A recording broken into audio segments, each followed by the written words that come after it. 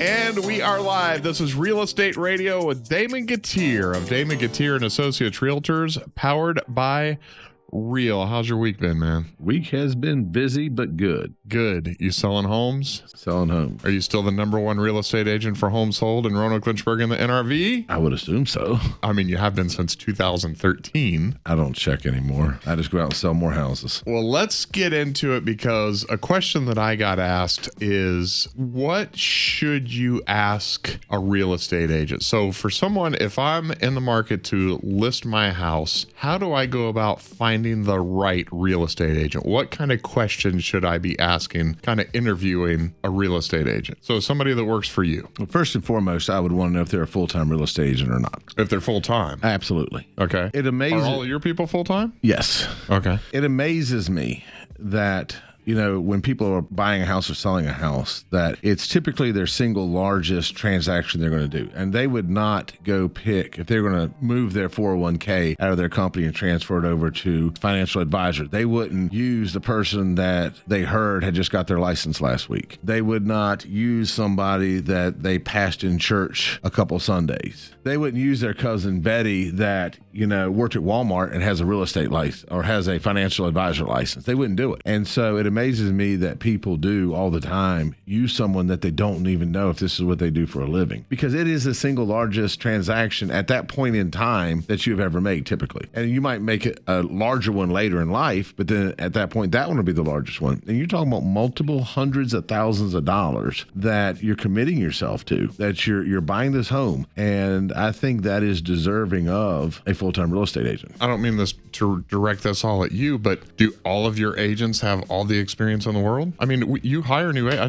do a recruitment spots for you. So you've got people that stand by them hand in hand. So no, they don't all have the same experience. They all have the same training. And we have a mentor program. Your training is insane too, isn't it? Training is insane. Yeah. I don't like to brag, but I will say this. There's nobody in this market that trains as well as we do. There's nobody. Like, how much training? Is that proprietary information? That's not proprietary. I mean, like we train every week forever. Number one, we train every week forever. Like every single Tuesday we train forever. And typically we train on contracts every Thursday forever. Like it doesn't stop. Outside of that, we have a training program that takes an agent from 8 o'clock in the morning to 5 o'clock in the evening every hour for 3 months and tells them what to do every single hour of the day for 3 months. Oh, wow. And it's all skill building. And they write practice contracts. They go view homes, vacant homes. They go view homes that are occupied. And we train them. I mean, we train them down to the minutia of, like, every home they visit, they have to take a picture of the HVAC and the electrical panel and the roof and the foundation, thermostat. We want them to start looking for cues of things that might be wrong with the house, so that when they are showing a house or previewing a house for a client, that they start looking for what could be major issues in the house. Why put a contract on a house that has major issues if your realtor can identify them beforehand and say, hey, look, this roof is shot. Do you want to proceed or not? You know, or this roof appears to be shot,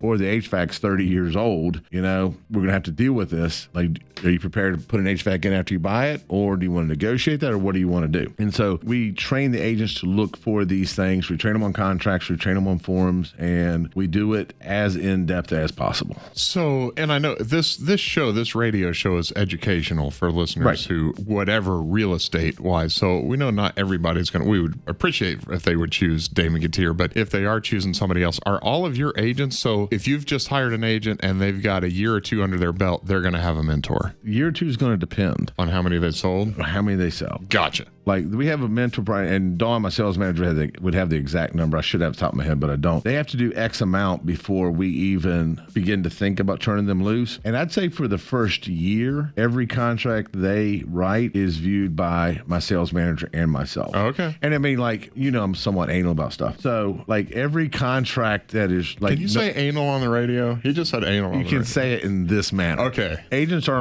agents aren't allowed to communicate with Dawn, and they're not allowed to communicate communicate with me. They have to communicate with both of us on everything. And so they have to text us both or email us both. That way, even if I don't respond to it, I see it. And I can make sure when Dawn's response, it is correct. And if for some reason mine was incorrect, which I hope it's not, I'm a broker, but if mine was incorrect, she could say, hey, Damon, had you thought about this? And so we do that so that agents don't do the mom and dad thing. They go to one person for an answer. They don't like that. So then they go to the next person, try to get a better answer. So they don't do that. Does it make sense? Yeah. So every agent has to do that. And then every agent, every contract they write, every removal of contingency, or now it's called a repair addendum they write, every amendment they write has to be sent to both of us to review. So we review. So even though I might not be the one actively out there doing the sale, I am reviewing every single piece of paper that goes across on that sale. And I do that at least for the first year. And that's if an agent's doing transactions, like if they're selling a volume of houses. If they're not selling, like say in the first year they sold 3 houses, then they might expect that to happen for 3 to 4 years. They have to be actively selling volumes of houses before I let go of the reins enough. I mean, like you and I talked about on the way into the studio, you can't be just about the sales. It's got to be about taking care of the consumer. And if you can't take care of the consumer, you shouldn't be in the business because you're messing with hundreds of thousands of dollars. The home buyer Or seller. You got to be. You've got to be able to. You've got to have the desire to help people. Correct. It's the old Zig Ziglar. It's people don't care how much you know till they know how much you care. You have to care about people. Yeah. If you don't care about people, don't care about them getting the result they need and want, then probably wrong business for you. Okay, so let's backtrack. So we know about your training. We know about your real estate agents, and it's an insane amount of training before you'll even set them loose. So what if, let's just say Joe Smith comes up to whatever real estate group that isn't Damon Gutierrez, and they go, hey, how long have you been selling? And if they go, 6 months, just got my license about 6 months ago, what say you? Not knowing Joe Smith's support system, and I know some of the support systems around the valley, some of them are okay, some of them definitely leave a little bit to be desired. I would then probably go look at, I'd ask them for a record of the sales. They can print records of their sales. Oh, really? Oh, yeah. That's like an actual interview for an agent. I mean, you're hiring them for a job. You're going to pay them. It is the most expensive. Yeah. Yeah. I mean, you're paying them. So if you're hiring somebody for a job, they should be able to back up what they say. I don't like Zillow because Zillow gives a very inaccurate snapshot of someone, but you can always go into Zillow and see what they sold, but it does not report everything. I've heard that Zillow's inflated, always inflated. Zillow's just inaccurate. It's inflated, it's deflated, it's just wrong. Oh, okay. But it will tell you if they've sold or not. Because unfortunately in sales, and y'all have salespeople that work for your organization also, there's a phrase called fake it till you make it. And that's really big in real estate. Like a lot of people fake, like, oh, I'm successful, I'm making some, I'm selling houses. Then you find out they sold no houses. And the average real estate agent nationwide sells 5.4 houses a year. 5 a year? A year. That might be off 0.1%. So not even one every other month. No. The average real estate agent doesn't sell houses. Even in the valley here, we got 1,500 real estate agents. I would hazard a guess that less than 20% of them sell 12 a year. One a month. Yeah, I mean, it's you have. And it's still a seller's market too, isn't it? It's a seller's market, but it's just you have the do's and the don'ts, and I can't put want or desire in somebody's heart. Neither can you.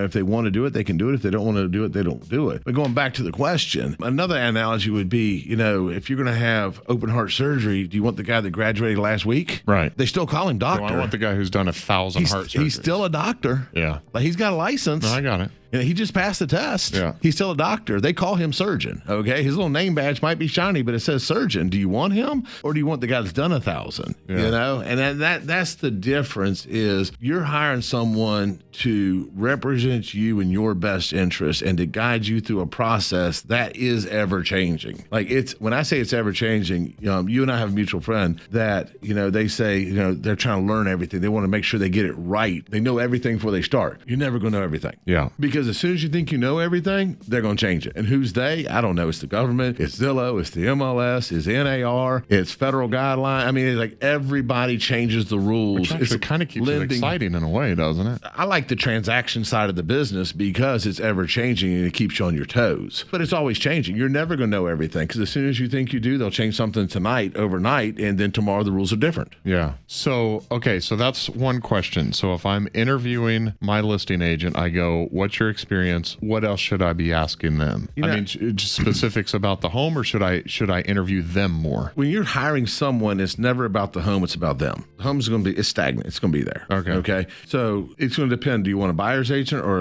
a listing agent? Which job are you hiring for? Oh, gotcha. And because if you're looking for a listing agent, you want someone, when are you going to start marketing the house? But most people have to sell their home before they buy it. Oh, I guess there's first-time home buyers. A ton of first-time home buyers. There's a ton of second home buyers. And there's a ton of people, there's just a ton of people that don't have to sell to buy. Let's go to those things. If you're going to list a house, okay, one, I'd find out when they started marketing for your home. And most people start marketing to sell a home, like your house. If I'm going to start marketing to sell your house, most people, I list it, I go take pictures, I do all that stuff, and then I put it on the market and I start advertising your house the day it hits the MLS. Whereas when people like myself, and you know this because we worked together a long time, I've got a database of 95,000 people. I actually did the math on it last week, and that database has cost me somewhere between, like, literal expense, somewhere between $2.5 and $3 million to acquire that database, to build that database over the last 22 years. And so on that database, when I list your house, I send it to my database day one. First. And it's first. Yeah. Like, I want first crack. Like,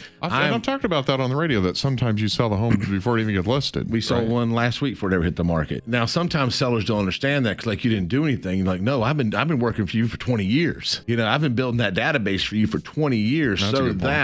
And on a seller, typically I can get you a better offer before it hits the market than after. Because after the price is there, it didn't sell in one day. Everybody's okay, maybe it's not worth that. It's been sitting for 35 days. There must be something wrong. Right. Yeah. And so I'll offer a little less, see if I get anything. Before it hits the market, that buyer doesn't want it to hit the market. So they'll usually, not always, but usually give me a better offer to keep me from testing it on the market. Yeah. Okay. And so, because you got a chance to lose it. Right. You have a chance to lose it. I don't want to lose it. I want to make all my plans. I want to be in that house. And so we've sold, I was wrong. We sold 2 in the last week before they ever hit the market. Wow. And that's because the minute we list it, we expose it to our database. That being said, some people say, well, you didn't sell it. Just because they're in my database, unfortunately, doesn't mean they're my clients. I got 95,000. If you look at just Roanoke City, Roanoke County is 200,000 people. Okay. So I have a lot of the market in my database, and some of them are my clients, some of them aren't, but they're all looking. And so when they get it, a lot of times their agent will say, hey, you just sent this to my client. Can we take a look at it? Or can we?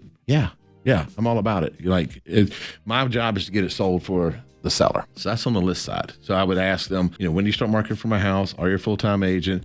How are you going to market my house? Where are you going to put my house? Are you going to do open houses? The other thing we do is we do open house any days. Like we'll do an open house for anybody any day. We've done that for 15 years probably. On the buy side, really important. A buyer doesn't care. And when I say this, I mean this the best possible way. A buyer doesn't care about the agent. They care about seeing the house. Okay? You need a good agent. So I'm going to sound contradictory here. You need to hire a great agent, but as important as a great agent is, we're still in a seller's market. You need access to that house when you can, as soon as you can. And an agent I'm busy, I'm on vacation, I'm on a listing appointment, I'm out of town, I'm at church, I'm at a school function. When that house comes on the market, you will lose a large portion of those houses if you can't get in them right off the bat. Yeah. And so you need an agent that's there and ready. You need agents that's there, or agent has systems. And so that's where we have really put a lot of effort into making sure we have both. So full-time agent, first and foremost. On top of that, we have a team. And on our team, we have showing partners. And so if my agent's not available, a showing partner is.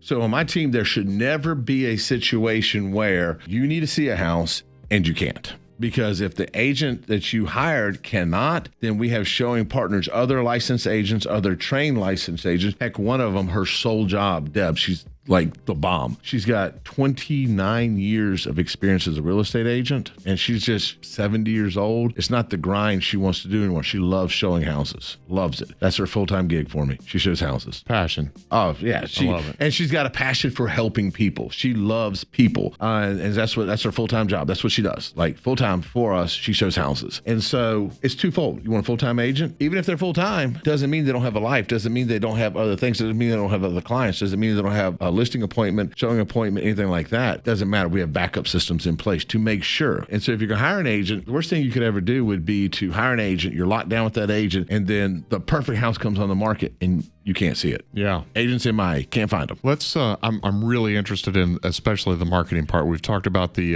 listing agent, the buyer's agent, how to interview for the right agent. I want to get a little bit more into the marketing, but let's take a break real quick and we'll get back with that.